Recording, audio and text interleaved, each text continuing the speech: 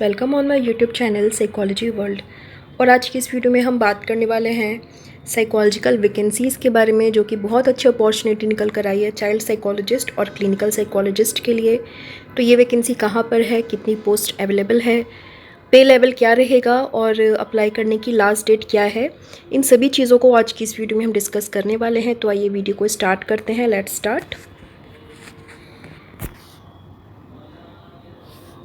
तो यहाँ स्क्रीन पे आप देख सकते हैं चाइल्ड साइकोलॉजिस्ट की वैकेंसी आई है और जिसमें कि पे लेवल 10th का यहाँ पे दिया जा रहा है।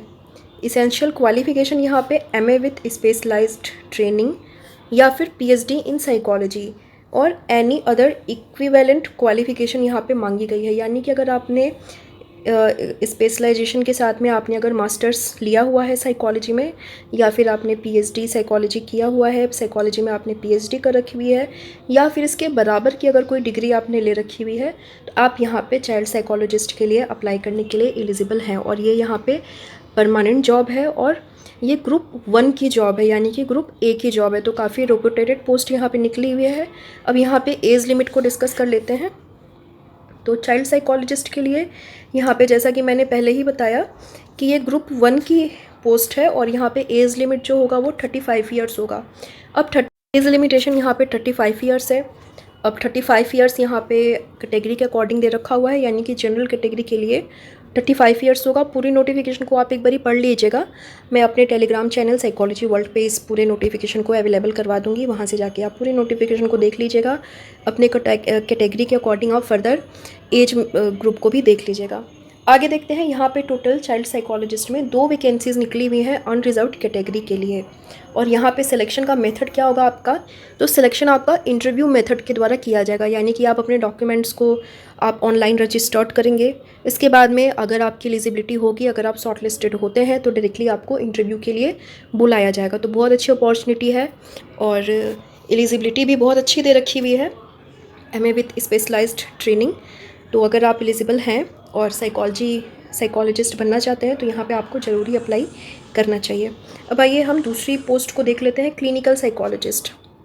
क्लिनिकल साइकोलॉजिस्ट जो कि बहुत ज़्यादा मतलब डिमांड में भी रहता है और मैक्सिमम आज के टाइम में हम देखें तो जितने लोग भी साइकोलॉजी से जुड़े हुए हैं उसमें मैक्सिमम नंबर ऑफ़ कैंडिडेट्स जो हैं वो क्लिनिकल साइकोलॉजी में ही जुड़े हुए हैं। तो क्लिनिकल साइकोलॉजी का एरिया भी काफ़ी ब्रॉड है और क्लिनिकल साइकोलॉजिस्ट की पोस्ट यहाँ निकली हुई है और पे लेवल आपका वही 10th का दिया जाएगा। इसेंशियल क्वालिफिकेशन आपका यहाँ पे दे रखा हुआ है, या तो आपने एमफिल कर रखा हुआ हो, एमफिल क्लिनिकल साइकोलॉजी से, या फिर इसके बराबर की आपने कोई डिग्री ले रखी हो रिकॉग्नाइज्ड यूनिवर्सिटी से। तो या तो आपने एमफिल किया हो क्लिनिकल साइकोलॉजी में, या फिर आपने मास्टर डिग्री किया हो एक्सपेरिमेंटल साइकोलॉजी के साथ में, और एक आपके पास क्लिनिकल साइकोलॉजी का डिप्लोमा भी हो, तो भी आप यहाँ पे अप्लाई कर सकते हैं। या फिर आपने पीएचडी कर रखा हुआ हो क्लिनिकल साइकोलॉजी में किसी भी रिकॉग्नाइज्ड यूनिवर्सिटी से, तो भी आप यहाँ पे एलिजिबल होंगे। और इसके साथ ही registered with rehabilitation council of India, यहाँ से मतलब आरसीआई का सर्टिफिकेट आपके पास में, या फिर आरसीआई से रजिस्टर्ड आप होने चाहिए। तो यहाँ पे आप इजीली अप्लाई कर सकते हैं। और अगर हम डिज़ायरेबल क्वालिफ़िकेशन की बात करें तो experience of teaching psychology in recognised teaching institution for at least 1 year, यानी कि ये बेसिकली आपका रिक्वायर्ड नहीं है, डिज़ायरेबल है। अगर आपके पास 1 साल का टीचिंग एक्सपीरियंस होगा तो ऐसे कैंडिडेट्स को वहाँ पे प्रेफरेंस दी जाएगी। तो यहाँ पे आइए एलिजिबिलिटी क्राइटेरिया को एक बार और फिर से डिस्कस कर लेते हैं। क्लिनिकल साइकोलॉजिस्ट के लिए यहाँ पे वैकेंसी है और पे लेवल यहाँ पे 10th का दे रखा हुआ है। इसेंशियल क्वालिफिकेशन या तो आपने एमफिल किया हो क्लिनिकल साइकोलॉजी में, या फिर आपने मास्टर्स किया हो साइकोलॉजी में, एक्सपेरिमेंटल साइकोलॉजी में आपका स्पेशलाइजेशन हो, और इसके साथ ही आपने कोई डिप्लोमा किया हो मेडिकल साइकोलॉजी में या फिर क्लिनिकल साइकोलॉजी में, तो भी आप यहाँ अप्लाई कर सकते हैं। या फिर आपने क्लिनिकल साइकोलॉजी से पीएचडी कर रखा हुआ हो, और साथ ही इन सब के साथ ही आप आरसीआई से रजिस्टर्ड हो, तो आप यहाँ पे बिल्कुल अप्लाई कर सकते हैं। पे लेवल भी काफ़ी अच्छा है। ग्रुप ए की पोस्ट है। यहाँ पे एज लिमिटेशन वही आपका 35 ईयर रहने वाला है। और किस कैटेगरी में कितनी सीट अवेलेबल है। तो यहाँ पे टोटल 4 सीट यहाँ पे दे रखा हुआ है। एक सीट आपका अनरिजर्व्ड कैटेगरी के लिए, एक सीट ओबीसी के लिए, एक सीट आपका एससी के लिए और एक सीट आपका एसटी के लिए। और यहाँ पे भी सिलेक्शन का जो प्रोसेस है वो इंटरव्यू मेथड यहाँ पे रखा हुआ है, यानी कि ऑनलाइन आपको अप्लाई कर लेना है। इसके बाद में अगर आप शॉर्टलिस्टेड होते हैं, आपको कॉल की जाएगी, आपको बुलाया जाएगा, आपका इंटरव्यू लिया जाएगा। इंटरव्यू अगर आपने क्लियर कर लिया तो फर्दर जॉब आपकी होगी। तो बेसिकली यही 2 इम्पॉर्टेंट पोस्ट निकले हुए हैं। अब यहाँ पे बात कर लेते हैं कि फ़ी क्या रहने वाला है, आपको अप्लाई कैसे करना है और अप्लाई करने की फ़ीस क्या रहने वाली है। तो यहाँ ऑनलाइन रजिस्ट्रेशन आपको करना है। ऑनलाइन रजिस्ट्रेशन की लास्ट डेट आपको 13 मई यानी कि कल इवनिंग में 5 बजे तक ही आप अप्लाई कर सकते हैं। मुझे अभी जैसे ही ये नोटिफिकेशन प्राप्त हुआ है वैसे ही मैं वीडियो अपलोड कर रही हूँ आपके लिए। तो होप सो आप तक ये वीडियो टाइम तक पहुंच जाए और आप में से जितने कैंडिडेट इस वीडियो को देखें ज़्यादा से ज़्यादा शेयर करें, जिससे कि किसी ज़रूरतमंद व्यक्ति के पास में मेरी ये वीडियो पहुंच सके और वो टाइम से अप्लाई कर सके। तो यहाँ पे ऑनलाइन रजिस्ट्रेशन आपको करना है। कब तक करना है? कल यानी कि 13 मई इवनिंग में 5 बजे तक आपको अप्लाई कर देना है। और इसके बाद में गाइडलाइंस को पूरा पढ़ लीजिएगा। यहाँ पे photo, signature, thumb impression as per guidelines mentioned in the upload image instructions. जब आप ऑनलाइन अप्लाई करेंगे तो वहाँ पे आपको मतलब कितने बाय कितने की इमेज लगानी है, कितने बाय कितने का सिग्नेचर आपको चाहिए, वो सब चीज़ें वहाँ पे ऑलरेडी मेंशन किया हुआ होगा। तो फर्दर उसी के अकॉर्डिंग आपको वहाँ पे मतलब एंट्री करते जाना है। एप्लीकेशन फ़ी की बात करें तो थोड़ा सा कॉस्टली यहाँ पे रहने वाला है एप्लीकेशन फ़ी। और जनरल और ओबीसी कैंडिडेट्स के लिए यहाँ पे 3000 का फ़ी रहने वाला है दोनों ही पोस्ट के लिए, यानी कि चाइल्ड साइकोलॉजिस्ट और क्लिनिकल साइकोलॉजिस्ट के लिए 3000 रुपीज़ यहाँ पे फ़ी लिया जा रहा है। एसटी, एससी और ईडब्ल्यूएस कैंडिडेट के लिए यहाँ पे 2400 के चार्जेस हैं।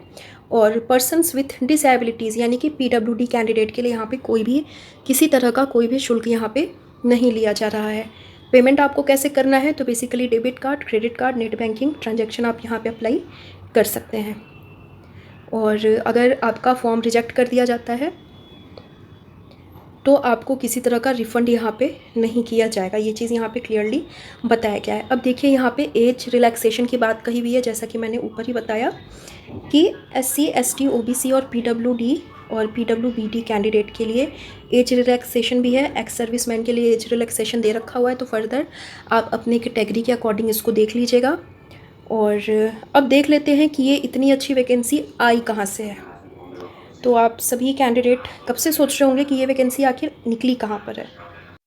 तो ये वैकेंसी निकली हुई है इंडिया के मोस्ट रेपुटेटेड इंस्टीट्यूशन एम्स में, all India institute of medical sciences. यहाँ पे वैकेंसी निकली हुई है और तीनों ही ग्रुप के लिए वैकेंसीज आ रखी हुई हैं, ग्रुप ए, ग्रुप बी और ग्रुप सी। तो बेसिकली चाइल्ड साइकोलॉजिस्ट और क्लिनिकल साइकोलॉजिस्ट के बारे में जितनी इंपॉर्टेंट चीज़ें थी हमने डिस्कस कर ली हैं। और यहाँ पे जो बाकी के कैंडिडेट अगर मेरी वीडियो देख रहे होंगे तो मैं यहाँ पे स्क्रॉल कर रही हूँ, आप अपने अकॉर्डिंग देख लीजिएगा, अपनी रिक्वायरमेंट के अकॉर्डिंग में।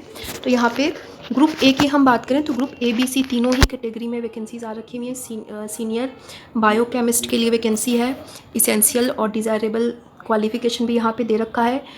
और एज रिलैक्सेशन क्या रहेगा, नंबर ऑफ़ सीट क्या रहेगा और मेथड ऑफ सिलेक्शन क्या रहेगा, ये यहाँ पे फर्दर आपका दे रखा हुआ है। तो इसको आप देख लीजिएगा। मैं इसको स्क्रॉल कर देती हूँ, यानी कि कैटेगरी जो निकली हुई है वैकेंसीज़ को उसको मैं स्क्रॉल कर देती हूँ। इसके बाद में सीनियर केमिस्ट की भी वैकेंसी निकली है। इसेंशियल क्वालिफ़िकेशन और डिज़ायरेबल क्वालिफ़िकेशन को आप देख लीजिएगा। इसके बाद में सीनियर टेक्निकल एडिटर की वैकेंसी है, बायोकेमिस्ट, इसके बाद केमिस्ट, इसके बाद में केमिस्ट फॉर न्यूक्लियर मेडिसिन के लिए भी वैकेंसी निकली है। चाइल्ड साइकोलॉजिस्ट जिसको कि हमने डिटेल में डिस्कस कर लिया है, क्लिनिकल साइकोलॉजिस्ट जिसको कि हम ऑलरेडी डिस्कस कर चुके हैं। इसके बाद में जनरल ड्यूटी मेडिकल ऑफिसर के लिए भी वैकेंसी निकली हुई है। 2 पोस्ट यहाँ पे अवेलेबल है। इंटरव्यू मेथड के माध्यम से ही सिलेक्शन किया जाएगा। एज लिमिटेशन यहाँ पे 30 ईयर है, इसको ध्यान में रखिएगा। इसके बाद मेडिकल फिजिसिस्ट की भी वैकेंसी यहाँ पे आई हुई है। इसके बाद welfare officer, public health nurse, और यहाँ पे ये ग्रुप बी की वैकेंसी स्टार्ट हो जाती है। पब्लिक हेल्थ नर्स से यहाँ पे ग्रुप बी की वैकेंसीज स्टार्ट हो गई। और यहाँ पे भी आप एलिजिबिलिटी क्राइटेरिया देख लीजिएगा। अगर आप में से कोई ऐसे कैंडिडेट मेरी ये वीडियो देख रहे होंगे तो वीडियो को पॉज करके यहाँ पे देख सकते हैं प्रॉपर नंबर ऑफ़ वैकेंसीज़ क्या है, क्लासिफिकेशन प्रोसेस मतलब सिलेक्शन प्रोसेस क्या होगा, कौन से ग्रुप की पोस्ट यहाँ पे निकली हुई है। तो यहाँ पे मैं बात करूँ ग्रुप ए के जितने भी पोस्ट हैं उनका सबका सिलेक्शन आपका इंटरव्यू प्रोसेस से ही होगा। ग्रुप बी में जितने पोस्ट निकले हुए हैं वो सब सीबीटी के प्रोसेस लिए जाएंगे, यानी कि आपका कंप्यूटर टेस्ट लिया जाएगा। एक जनरल एप्टीट्यूड टेस्ट लिया जाएगा, उसके माध्यम से सिलेक्शन होगा। एज लिमिटेशन ग्रुप बी में बेसिकली 30 ईयर्स दे रखा हुआ है, 30 एंड 35। और बैरियाट्रिक कोऑर्डिनेटर की वैकेंसी भी है, डोनर ऑर्गेनाइजेशन, वोकेशनल काउंसलर की भी वैकेंसी निकली हुई है। और वोकेशनल काउंसलर की हम बात करें तो ये भी साइकोलॉजी रिलेटेड वैकेंसी है, इसको भी हम थोड़ा सा डिस्कस कर लेते हैं। यहाँ पे वोकेशनल काउंसलर की बात करें तो पे लेवल यहाँ पे 7 का रहने वाला है, पे लेवल यहाँ पे 7 का रहने वाला है। ग्रुप बी की जॉब है ये, और यहाँ पे एज लिमिटेशन 35 ईयर्स है। एक सीट इसमें अनरिजर्व्ड कैटेगरी में और एक सीट इसमें ओबीसी कैटेगरी में निकली हुई है। सीबीटी यानी कि कंप्यूटर बेस्ड टेस्ट आपका लिया जाएगा। अब यहाँ पे जो इसेंशियल क्वालिफिकेशन है उसको हम थोड़ा सा देख लेते हैं। तो यहाँ पे बैचलर इन रिहैबिलिटेशन साइंस यानी वोकेशनल काउंसलर में अगर आपने रिकॉग्नाइज्ड यूनिवर्सिटी से इस तरह की डिग्री ले रखी हुई है, या फिर आपने वोकेशनल काउंसलिंग या क्लिनिकल साइकोलॉजी या फिर रिहैबिलिटेशन साइंस में अगर आपने बैचलर डिग्री ले रखी हुई है तो यहाँ पे आप अप्लाई कर सकते हैं। और आगे देखते हैं। या फिर अगर आपने bachelor in rehabilitation science vocational counsellor recognised by rehabilitation council of India along with post graduate diploma in, यानी अगर आपने नॉर्मल आपने बैचलर डिग्री ले रखा हुआ है रिहैबिलिटेशन साइंस में और साथ में आपके पास अगर कोई PG diploma in vocational guidance है तो भी आप यहाँ पे अप्लाई कर सकते हैं। तो यहाँ पे वोकेशनल काउंसलर के लिए यहाँ पे 2 वैकेंसीज निकली हुई हैं। आगे देखते हैं।